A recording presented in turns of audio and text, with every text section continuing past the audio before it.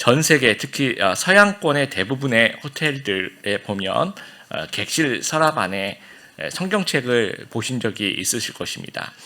국제기도원협회에서 나온 그 기도원 성경인데요. 국제기도원협회는 1909년에 설립된 기독교 단체로 지금 전 세계 200여 개 국가에서 활동을 하고 있습니다. 이 기도원협회 초기 멤버들이 사업상 여행을 하는 크리스찬들이 많았다고 합니다. 그래서 호텔에서 많은 시간을 보내다 보니까 본인들이 호텔에서도 신앙생활 좀 잘했으면 좋겠고 또 투숙객들에게도 전도할 수 있는 것은 무엇일까 생각하다가 전 세계 그 호텔과 학교와 교도소 등등 이 성경을 놓아두는 사역을 하게 되었습니다. 그래서 해마다 7천만 권을 배포하고요. 이제까지 다 합치면 총 150억 권 이상의 성경책을 배부했다고 합니다. 그리고 통계에 의하면 투숙객 중에 약 4분의 1 정도가 실제로 꺼내서 성경을 읽었다라고 합니다. 근데 협회 이름이 왜 하필 기도원일까 저도 굉장히 궁금했습니다. 초창기 멤버가 3명인데 이분들이 이제 우리 이름을 뭐로 하지? 하면서 협회 명칭을 고민한 거예요. 그래서 이제 특별 기도를 같이 했는데 이분들도 이제 그 큰 사역이라 생각하고 그 사역을 하고 싶은데 용기가 많이 필요했다라고 해요. 그래서 성경에 용기하면 생각나는 또 순종하면 생각나는 롤 모델을 생각하다가 떠올랐던 인물이 기드온, 하나님의 명령에 순종했었던 그 기드온을 생각했다고 합니다.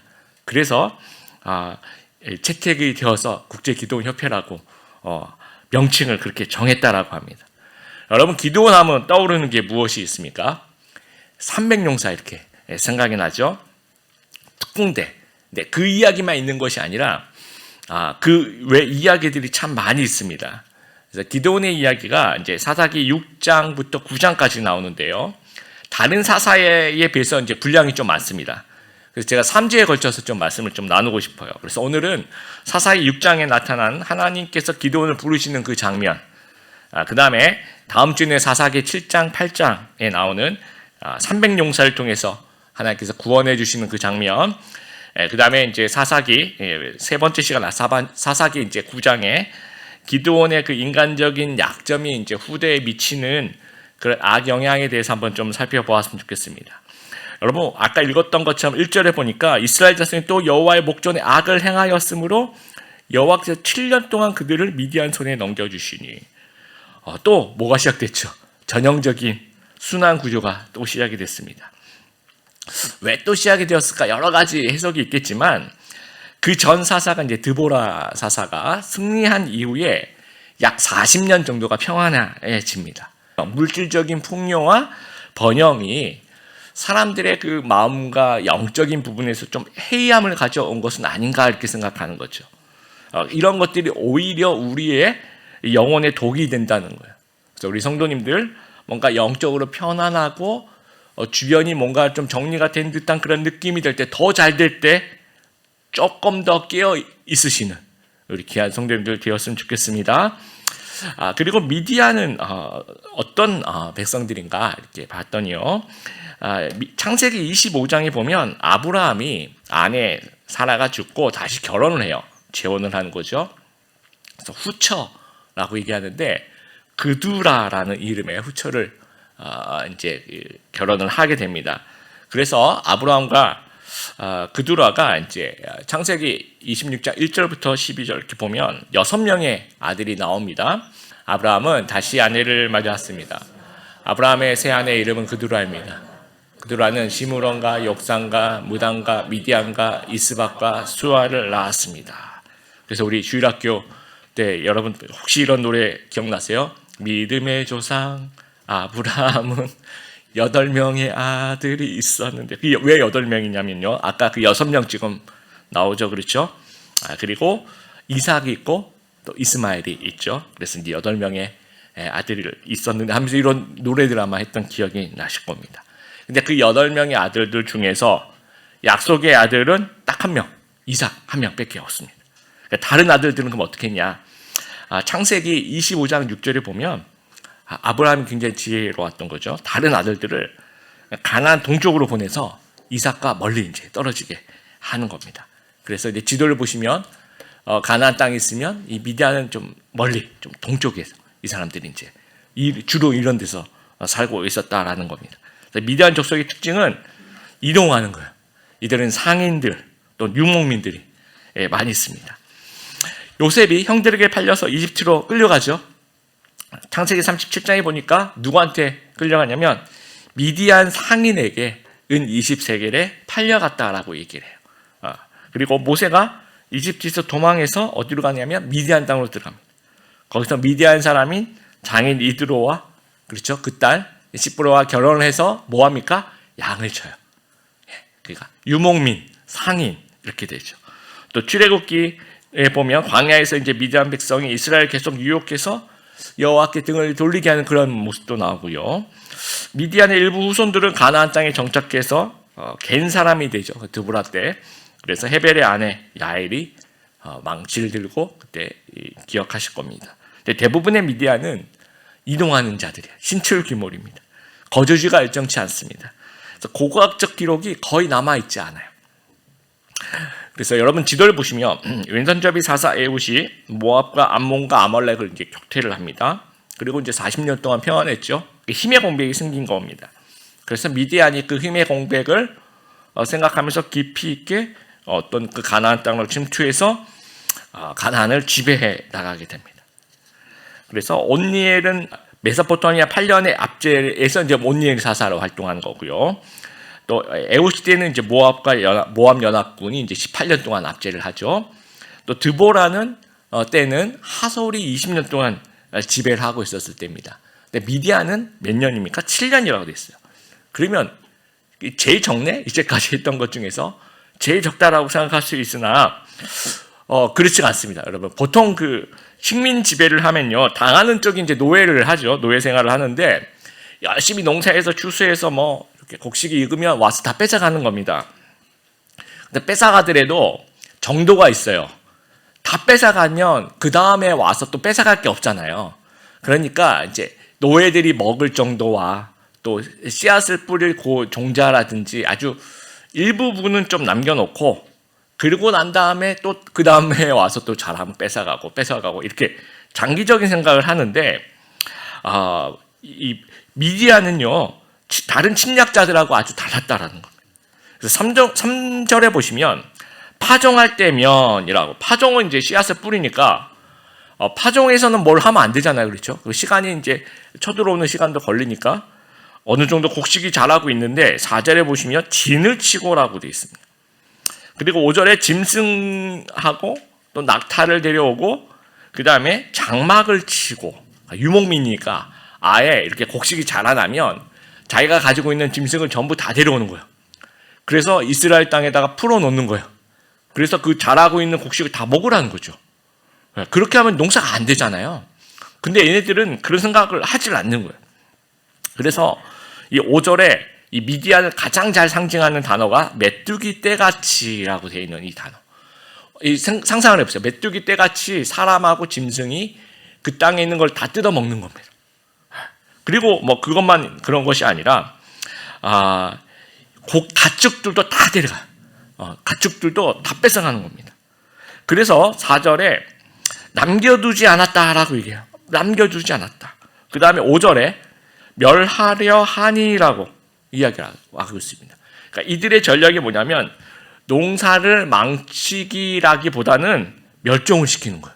그러니까 굶주림에 허덕이다가 완전히 멸종해서 미래의 생명을 완전히 이스라엘을 끊어놓겠다라는 겁니다. 그러면 미디안도 손해잖아요, 그렇죠? 그런데 그런 생각을 하지 않아요. 이게 유목민 마인드예요. 최대한 빨아먹고 최대한 초토화시키고 또 이동하면 그만이라는 거예요. 또 딴 데 가서 또 뺏어 먹으면 된다라고 생각하는 겁니다. 그래서 오늘날로 보면요, 이 깡패 중에서 돈을 좀 상납받는 깡패들이 있죠. 그런 돈을 상납을 받는 깡패가 아니라 거의 연쇄 살인마에 가까운 그런 집단이라는 거예요, 미디안이. 그러니까 얼마나 무서웠으면 2절에 보니까 집에 안 있고 다 산에 가서 웅덩이, 굴, 산성 그런 데서 거주했다라고 해요. 그래서 7년이라고 얘기하는데 거의 뭐 70년을 수탈을 당한 그런 데미지가 아마 있었을 것 같습니다. 그래서 6절에 아주 심한 궁핍으로 부르짖게 돼요. 그래서 하나님께서 거기에 대한 응답으로 이제 기드온을 부르시는 그런 장면입니다. 그래서 하나님께서 기드온을 사사로 부르시는 장면을 우리가 좀 보면서 세 가지 또 주시는 말씀을 좀 같이 한번 살펴보았으면 좋겠습니다.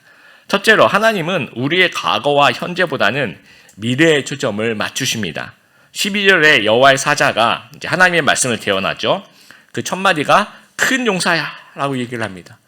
그래서 오늘 제목도 큰 용사 기드온이라고 제목을 정해봤습니다. 여러분, 큰 용사, 영어로 얘기하면 mighty warrior, 위대한 전사여 라고 얘기를 하고 있습니다. 정말 큰 용사였습니까? 11절은 아니에요. 11절을 보면 밀을 포도주 틀에서 타작을 하고 있었다라고 얘기를 합니다. 자, 밀은요 조금 넓은 장소가 필요해요. 타작을 하기 위해서. 그래서 이제 우리 성경에 보면 타작마당이라고 얘기를 하죠. 그런데 그 넓은 장소에서 이렇게 타작을 하면 쉽게 노출이 됩니다. 그래서 미디안 사람들이 타작을 하고 있구나 그럼 가서 뺏어간다는 거죠. 그래서 어떻게 하냐면 포도주 틀에 되게 좁은 장소, 그리고 뭔가 상대적으로 숨기가 용이한 그런 장소에서 들키지 않으려고 그렇게 하고 있었다라는 겁니다. 이것이 큰 용사라기보다는 좀 루저에 가까운 그런 모습이라는 겁니다. 가장 비굴하고 비참한 순간에 하나님이 찾아오셨다라는 거예요. 우리가 학교에서 빵점을 받아서 절망하고 있는데 하나님이 나타나셔서 위대한 천재예요 이렇게 얘기하고 계시는 겁니다. 여러분, 회사에서 일 못했다고 이제 상사한테 엄청 혼나고 아무도 몰래 화장실에서 막 울고 있는데 갑자기 화장실 문을 덜컥 열고 하나님께서 유능한 직원이요 라고 얘기하고 있는 거예요. 그러니까 어떻게 보면 굉장히 비하하고 계시는 것 같아요. 막 놀리시는 어떤 반어법적 표현인가라고 생각하는데 그렇지 않습니다. 하나님 굉장히 지금 진지하세요. 지금 뭔가 놀리려고 오신 게 아니라 이스라엘을 구원하러 오셔서 사사 기드온을 세우시려고 지금 오신 겁니다. 진심. 근데 어떻게 이게 진심이냐라는 거예요. 여러분, 이 12절에 나와 있는 보시면 여호와의 사자가 기드온에게 나타나서 이르되 큰 용사여 여호와께서 너와 함께 계시도다 하매, 이렇게 이 말만 읽으면 이게 도대체 왜 이것을 큰 용사라고 얘기하시는지 이해가 안 됩니다. 근데 여러분, 히브리어 원어로 보면 이해할 수 있어요. 자, 히브리어 원어에는 어떻게 나와 있냐면요, 순서가 달라요. 뭐라고 되어 있냐면 여호와께서 너와 함께 하신다, 큰 용사여 라고 얘기하고 있어요. 여러분, 완전 다르죠? 먼저 큰 용사여 여호와께서 함께 하십니다. 그럼 이해가 안 돼요, 우리는. 그런데 그 히브리어 원어 순서대로 하면 여호와께서 너와 함께 하신다, 큰 용사여, 이러면 이제 이해가 되는 겁니다. 지금은 하나님이 함께 하신대요. 이제부터는. 그러면 이제부터는 너는 큰 용사가 될 수 있다라는 거예요. 하나님이 하신다라는 겁니다. 그 빌 클린턴 대통령이 퇴임 후에 힐러리 여사와 이제 여행을 하다가 어느 주유소에 들렸는데 그 주유소 사장이 그 힐러리 여사의 전 남친이었다고 합니다. 이게 진짜 맞는 얘기인지 아닌지 이런 얘기가 있어요. 그래서 빌 클린턴이 놀리면서 이제 당신이 저 사람하고 결혼했으면 당신은 영부인은커녕 주유소 사장 부인이 되었을 거야 이렇게 놀렸대요. 그때 힐러리 여사가 빌 클린턴에게 내가 저 주유소 사장과 결혼했으면 저 사람이 미국 대통령이 되었을 거야 라고 얘기를 했다라고 합니다. 들어보셨죠, 여러분? 근데 이게 이제 유머인데 그럴 수도 있을 것 같다는 생각이 들어요. 힐러리의 능력이라면 가능할 수도 있겠구나 하는 생각이 드는 겁니다. 근데 기드온도 마찬가지. 기드온은 지금은 큰 용사가 아닐지라도 하나님이 함께 하신대요. 여호와께서 너와 함께 하신다라는 거예요. 그러면 하나님의 능력이라면 앞으로 큰 용사 얼마든지 가능하다라는 겁니다. 여러분, 아놀드 슈왈츠제네거의 그 터미네이터 시리즈 아주 많이 나왔죠. 거기 보면 이제 인간이 만든 AI 컴퓨터가 스스로 핵전쟁을 일으켜요. 그래서 30억의 인구를 죽입니다. 그래서 이제 살아남은 사람들이 사령관 존 코너가 이제 기계와의 전쟁을 선포합니다. 그래서 그 존 코너를 막기 위해서 T-800을 보냈는데 그게 이제 2029년이에요. 여러분, 5년 남았습니다. SF 시리즈 2029년에 T-800을 이제 어디로 보내요? 1984년 5월 12일에 LA를 보내요. 거기에 그 엄마인 사라 코너를 죽이면 그 아들 존 코너가 안 나올 거라 생각하고 이렇게 보내는 거예요. 그러면 또 이쪽에도 가만히 있을까요? 사령관 존 코너도 그 T800을 막을 수 있도록 이제 전사들을 보내는 거죠. 그 시리즈가 대체로 이런 줄거리입니다. 거기서 이제 뭐 사라 코너를 죽이려고 하기도 하고, 존 코너를 어린 시절 죽이기도 하고, 뭐 하여튼 뭐 전체적인 줄거리는 이래요. 그런데 이제 과거로 돌아가잖아요. 그러면 그 사라 코너 또 존 코너는 그냥 평범한 여자, 또 평범한 어린이예요. 꼬마예요. 근데 미래에서 온 사람에게는 평범하지 않습니다. 미래에서 온 사람은 보면 이분은 사령관님인 거예요. 또 이분은 여전사인 거예요. 그러니까 사탄은 우리의 과거, 현재에 주목해요. 사탄은 여러분의 과거와 현재를 계속 이렇게 찌릅니다. 너 옛날에 이랬지. 너 옛날에 이러면서 어떻게 예배 시간에 이렇게 앉아있을 수 있어. 너는 나쁜 사람이야. 너는 지금 이것밖에 안 되는 사람이잖아 라고 계속해서 얘기하는 거 사탄의 전략입니다. 그런데 하나님은요, 기드온의 과거, 현재 아니라 지금 미래에 주목하고 있는 거예요. 지금 밀을 포도틀에서 이제 타작을 하고 있는 가장 찌질한 순간에 등장해서 야, 너 지금 뭐 하고 있니? 전혀 이런 거 안 물어보세요. 관심도 없으세요. 초점은 미래예요. 그러니까 하나님의 관심은 여호와가 너와 함께 있다라는 거예요. 그러니까 네가 큰 용사라는 겁니다. 여러분, CCM 찬양 중에 정말 제가 좋아하는 여러 찬양 중에 하나가 이 십자가의 전달자라는 찬양이 있어요. 난 지극히 작은 자, 죄인 중에 괴수, 무익한 날 부르셔서, 이렇게 시작합니다. 예. 근데 만약에 사탄이 이제 상상을 해봐요. 사탄이 CCM을 부르면요, 부르지도 않겠지만 사탄이 이렇게 부르면, 사탄은요, 가사가 난 지극히 작은 자, 죄인 중에 괴수, 무익한 날, 여기서 끝나요. 요 뒤가 없습니다. 무슨 얘기인지 알겠죠? 계속해서 사탄은 넌 지극히 작은 자잖아. 넌 죄인이잖아. 넌 괴수잖아. 넌 무익한 사람이잖아. 그래서 더 이상 없어요, 그 찬양은. 그런데 하나님은요, 부르셔서 무익한 날을 불러주셨다는 거. 이게 정말 큰 은혜가 되는 것 같아요, 여러분. 그래서 그 뒤에가 가능해요. 간절한 기대와 소망, 부끄럽지 않게 십자가를 전케 하셨네. 그 뒤에 나오는 어디를 가든 나는 하나님을 전하겠다는 그런 소명을 주신 것이, 그 앞에 그건 하나님 무시하시는 겁니다. 네가 뭘 했든지 난 상관없다라는 거예요. 여호와가 너와 함께하면 넌 큰 용사라는 거예요. 하나님이 사과 씨를 보고 거기서 과수를 보시는 겁니다.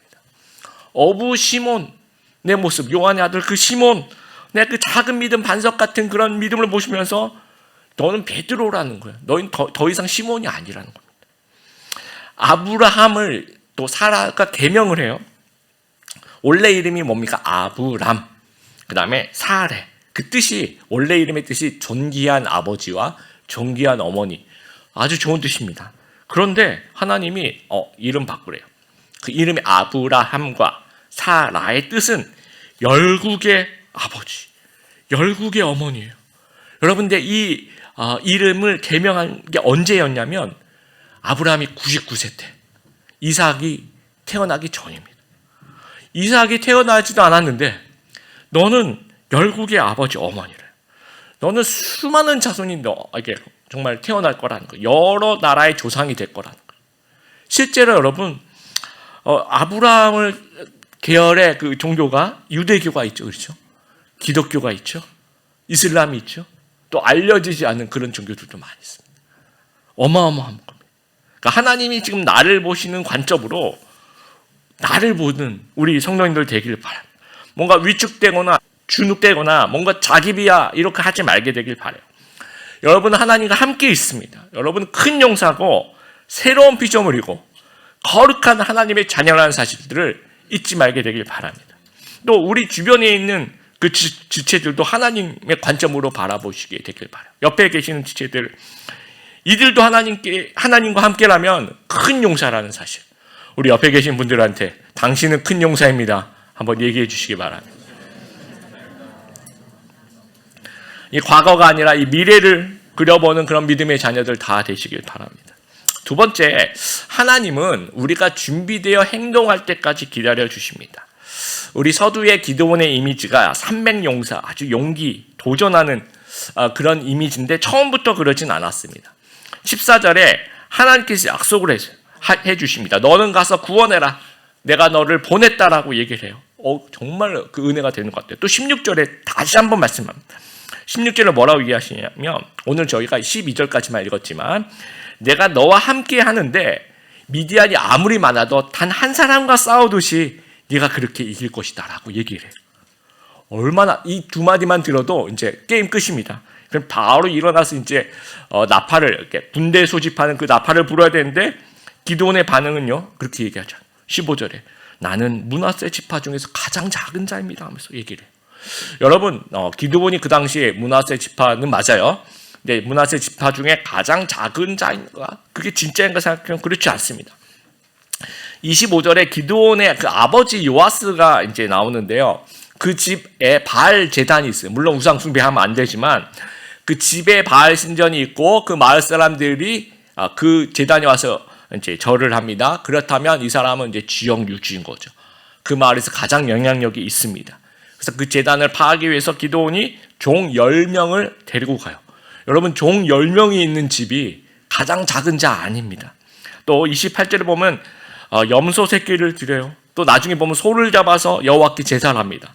여러분, 그 당시에 미디안이 메뚜기 떼처럼 다 가져갔어요.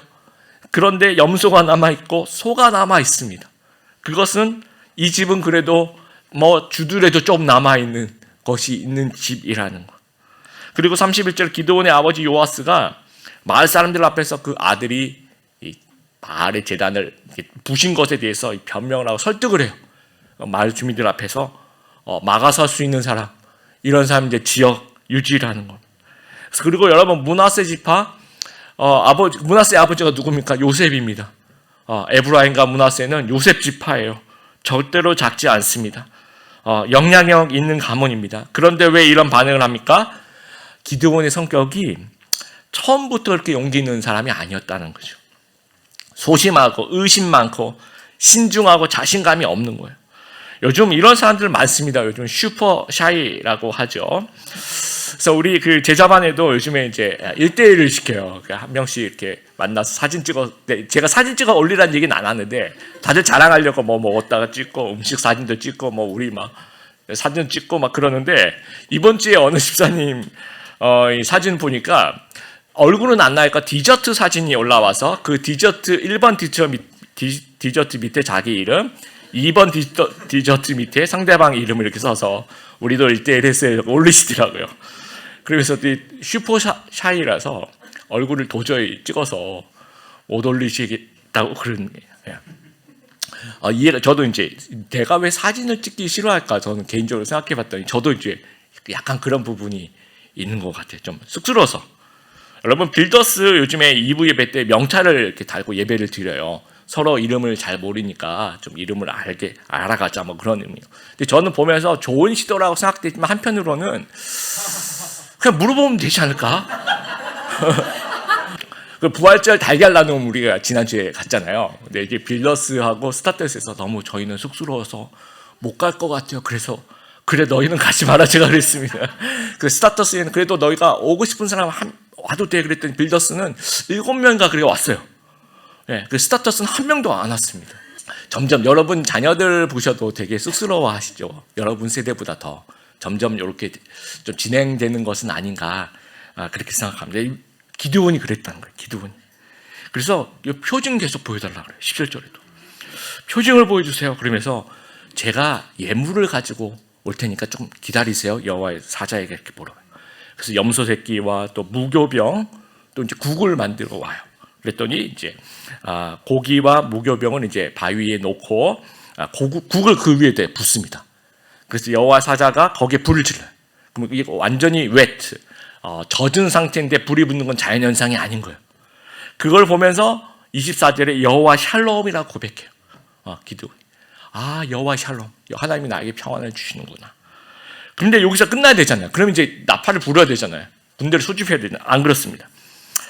그리고 34절에 보면 이 시점에서 또 이제 표징을 구하는 거예요. 36절에 보니까 1차 양털 실험. 이스라엘은요, 이 온도차가 어떤 많이 있습니다. 그러니까 사막성 기후니까 낮에는 되게 더운데 밤엔 되게 추워요. 그러다가 아침이 될 때 기온이 올라가니까 이제 이슬이 생길 수밖에 없습니다. 그런데 이 양털에만 이슬이 있고 나머지는 마르게 해주세요. 이것도 자연현상이 아니죠. 그러면 하나님께서 야, 네가 이 정도로 했으면 네가 좀 믿어야지 너무한 거 아니냐. 그렇게 생각할 수 있으나 하나님께서는 그냥 그대로 해주세요. 그리고 그게 끝나야 되는데 또 2차 양털 시험을 또 합니다. 반대로 양털만 마르고 나머지는 적게 해주세요 라고 얘기를 합니다.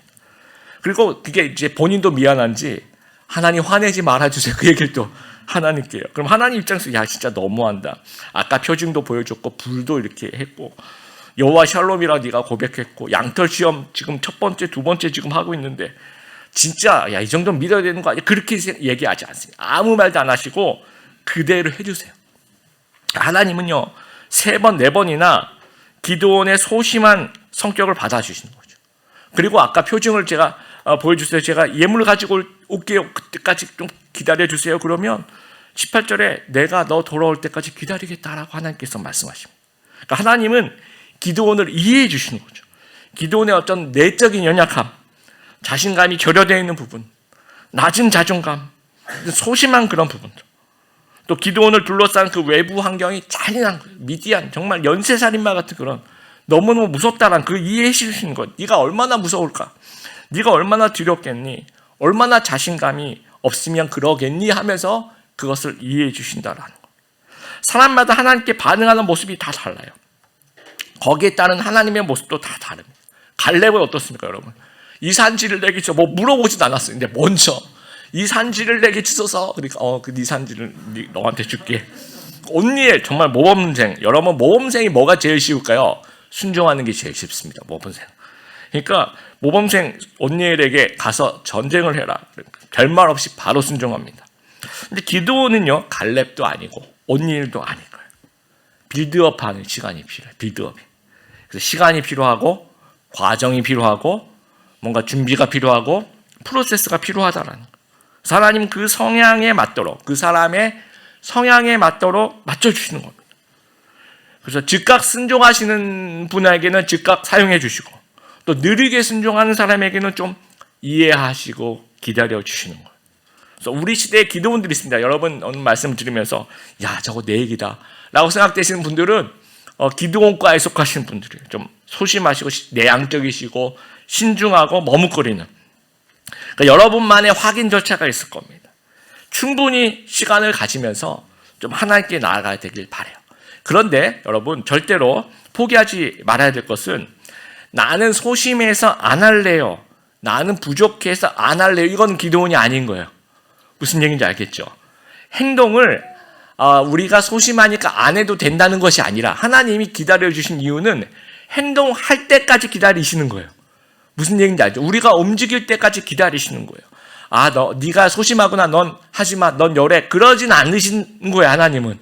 왜냐하면 하나님은 여러분을 사용하고 싶으신 거예요. 누구든지. 그래서 어떤 사람은 빨리 사용하시는 거고 어떤 사람은 기다리시면서. 그러나 궁극적으로는 어떻게 하든지 간에 여러분이 사용되어야 된다는 거예요. 기도는 어떻게든 조금씩 앞으로 나아가는 거예요. 시간이 걸렸지만 행동했어요. 바알 제단을 찍고 아세라 상을 파괴하고 300 용사와 함께 미디안을 격파해 나갔다라는 거예요. 그래서 하나님의 기다림 속에서 우리가 때로는 잠시 고민하지만 결과는 순종으로 나아가는 행동하는 기도원 다 되시는 우리 귀한 성도님들 되시길 바랍니다. 세 번째, 목표를 설정하기보다 시스템을 구축하게 되기를 바랍니다.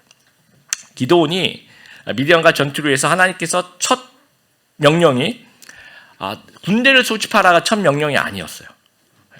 25절 바알의 제단을 헐고 아세라 상을 찍어라 라고 얘기를 합니다. 자, 하나님이 이스라엘을 미디안의 손에서 구원하시려고 기드온을 사사로 부르시기 전에 두 가지 사전 작업을 하십니다. 첫 번째는요 8절에 한 선지자를 먼저 이스라엘에게 보내십니다.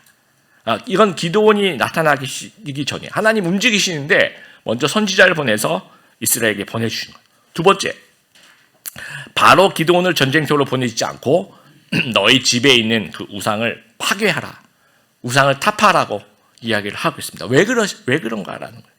제가 이번 주에 이 스콧 애담스의 그 더 시스템이라는 책을 읽었습니다. 굉장히 요즘에 베스트셀러가 되는 책인데요. 이 책에서 얘기하는 게 이거예요. 패배자는 목표를 설계하고 승자는 시스템을 만든다. 다시 말씀드립니다. 패배자는 목표를 설계하고 승자는 시스템을 만든다라는 거예요. 20kg를 내가 감량하겠어. 이게 목표라면 이거는 패배하는 목표라는 거죠. 그렇게 하면 안 되고 올바른 식습관을 기른다라는 시스템을 구축해야 된다라는 거예요. 내가 4시간 이내에 마라톤을 완주하겠다. 이것도 뭐 패배하는 목표라는 거죠. 이렇게 하지 말고 매일 내가 운동하는 시스템을 구축해 보겠다. 이렇게 생각하라는 겁니다. 내가 10억을 벌 거야. 이런 목표보다는 지속적으로 혁신적인 가치를 만들어내는 기업가 활동을 하겠다라는 그런 시스템을 만들어 놓으면 그 시스템에서 승리가 나온다라는 거예요. 그러니까 하나님 마찬가지. 위험에서 우리를 구원해요. 미디안에서 구원하는 거죠. 근데 그것이 아니라 먼저 순환 구조를 없애기를 원하시는 거예요. 그러니까 압제에서의 해방이라는 일시적인 목표가 아니라 처음부터 압제당하지 않을 시스템 회복을 원하셨다라는 거예요. 그래서 8절에 먼저 선지자를 보내요. 그래서 팀킬러 목사님이 이런 얘기를 합니다. 구원 전에 먼저 설교를 한다라고 얘기를 해요. 25절 바알 제단을 헐고 아세라 상을 찍어라. 이건 원인을 제거하라는 겁니다. 나중에 마을 주민들이 난리가 나. 이거 누가 바알 제단을 누가 헐었냐, 아세라 상을 누가 찍었냐, 이 사람 잡아내서 이 사람 죽이자라고 얘기해요. 어떻게 하다가 여러분 이스라엘이 이 꼴이 되었습니까? 반대가 돼야 되잖아요. 우리 하나님 섬기는 나라인데 누가 이 바알을 섬겼어? 그 사람을 죽이자 이렇게 돼야 되는데 반대. 완전 뒤바뀐 것을 이제 바로 잡는 그 작업을 먼저 하라는 겁니다. 또 26절에 7년 된 둘째 수소를 바치라라고 얘기해요. 이 둘째라는 말이 여러 가지 학자들은 아마도 첫 번째, 두 번째라는 의미보다는 아주 우수한, 훌륭한 그런 것을 의미한다라고 얘기해요. 근데 여러분 이 7년 된 수소, 미디안의 7년 압제, 이거 굉장히 연상이 되죠, 그렇죠? 그리고 또 한편으로는 소가 남아 있었을까? 7년 동안 있는 것 없는 것 다 뺏어갔는데 소가 남아 있을까 생각해 본다면 그 소는 그 집에 굉장히 중요한 소일 거라는 거예요. 근데 하나님께서는 그거를 제사를 바치라는 겁니다. 가장 소중한 것을 먼저 드리라는 거예요. 우리의 어떤 예배를 회복하시기를 원하십니다. 누가 주인이고 누가 너희의 구원자인지를 먼저 너희가 결정하라라는 겁니다. 이스라엘에게 있는 두 가지 적이, 첫 번째는 미디안이죠. 외부의 적이죠. 이건 목표가 될 거고요. 둘째는 가나안의 우상, 이건 내부이죠. 이게 시스템인 겁니다. 그러니까 하나님은 가나안의 우상을 먼저 제거해서 시스템을 먼저 구축하고, 그래서 미디안이 안 나타날 환경을 좀 만들으라는 거예요. 그렇지 않으면 미디안이 계속해서 나타날 수밖에 없다라는 거예요. 우리 안에 있는 그 예배가 회복되어서 우상 숭배가 들어올 틈을 주지 말아야 된다라는 겁니다. 그래서 나중에 기드온의 별명이 여룻바알이 되는 거예요. 바알과 싸웠다. 바알과 싸워서 이긴 사람이라는 거예요. 그래서 하나님은 여러분 모두가 먼저 여룻바알이 되기를 원하시는 거예요. 그러니까 외부적인 전투 이전에 우리의 그 내면의 전투에서 승리하기를 원하시는 거예요. 그래서 내적 부흥이 일어나서 영적 정비 작업을 하기를 원하시는 거예요. 그래서 제자반 할 때도 제가 여러분 벌금을 내려고 안 내려고 노력하거나 뭐 수료가 목표고 그러지 말고 평생 여러분이 좀 이렇게 신앙생활하는 그런 습관을 한번 길러보라고 계속 좀 권면합니다. 그래서 영적 목표가 아니라 영적 시스템을 좀 구축하는 귀한 우리 성도님들 되길 바랍니다. 그러니까 하나님과 좀 가까이 하는 삶의 태도, 여룻바알의 모습, 이런 것들을 구축해서 지속적으로 영적으로 승리하는 우리 성도님들 되기를 바랍니다. 말씀 마무리합니다. 여러분 하나님 안에서 큰 용사입니다. 혹시 기도원처럼 혹시 일시적으로 위축되거나 그랬다면 나의 소심함, 나의 연약함, 나의 부족함 잘 정리하게 되길 바랍니다. 그러면서 믿음의 도전으로 나아가는 귀한 우리 성도님들 되길 바라요. 그래서 악의 순환구조가 아니라 지속적인 영적 승리 시스템을 좀 구축할 수 있는 우리 하나님의 백성들 다 되시기를 주님의 이름으로 축복합니다.